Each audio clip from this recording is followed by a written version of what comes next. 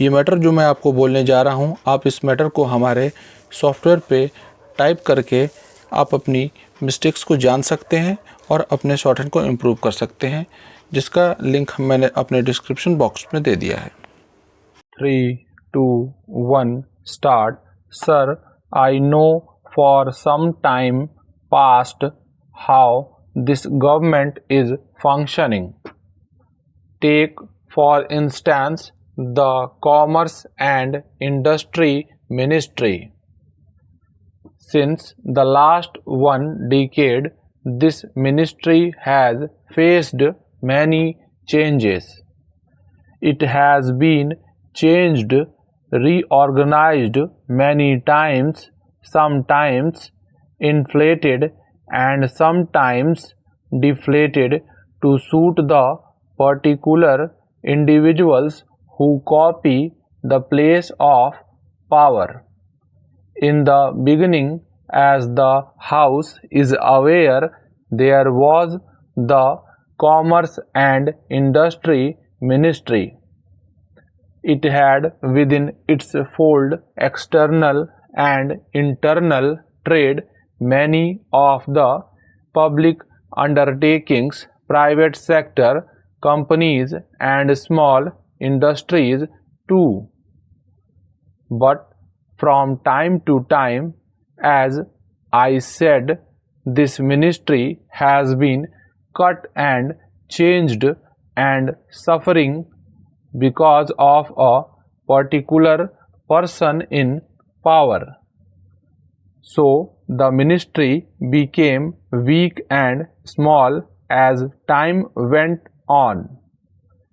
The net result was that no effective functioning was possible. It is amazing how a vital ministry, the Ministry of Commerce and Industry, has been subject to such vicissitudes, has been subject to such changes. We all know that no ministry can function in an atmosphere of instability and uncertainty. There has got to some continuity, otherwise the ministry cannot develop its own character, its own personality. But unfortunately, there is a continuous disintegration of the Commerce and Industry Ministry. And what is the picture today? Today, sir, the different limbs of this ministry have been scattered among various ministries and departments. The net result is that if you go to the secretarial, you will have a perfect picture of confusion. We members of parliament are at a loss to know what is what in this ministry. We are amazed that even the officers functioning in the various sectors have no sense of responsibility because they themselves do not know their powers and responsibilities. The picture is very confusing. As a consequence of this confusion, which is increasing, the work has suffered, efficiency has suffered, and the importance of the ministry has considerably gone down. It has lost character and personality. We talk industrialization of the country, we talk of rapid economic development.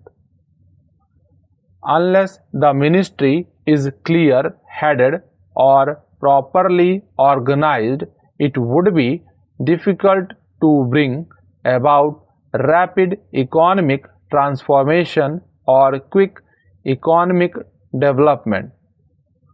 So, my first remark is that the Ministry of Commerce. So, my first remark is that the Ministry of Commerce and Industry has to be properly reorganized so that there can be effective functioning. There may be far better coordination and there may be fruitful work. Take, for instance, the huge number of complaints about licensing. We do not know what is the policy of licensing. In certain sectors, there has been over licensing. In certain others, there is not much of licensing. Also, we see that the licenses which have been granted have not been properly utilized, partly because the government has not been able to remove some of the official bottlenecks. Take the instance of collaboration agreements. In the matter of collaboration, we find considerable delay and lack of quick decision. As a result, the licenses issued by the department have not been utilized. Again, take the import and export wing of the department, and there you see the same slackness, the same indecision, and the same indefiniteness about anything. Therefore, for the ministry to function effectively, it is necessary that the ministry should have a stable future and should have adequate powers and responsibilities. No modern country in the world can cut or slash portfolios or ministries without rational basis, but unfortunately, here and particularly in this ministry, slashing or cutting has been going on without heed being paid to the needs of development and to the needs of efficiency. I am afraid if this process were to continue, it would be difficult to create the climate and confidence which are so necessary for running industries in this country. My friend was speaking about state trading.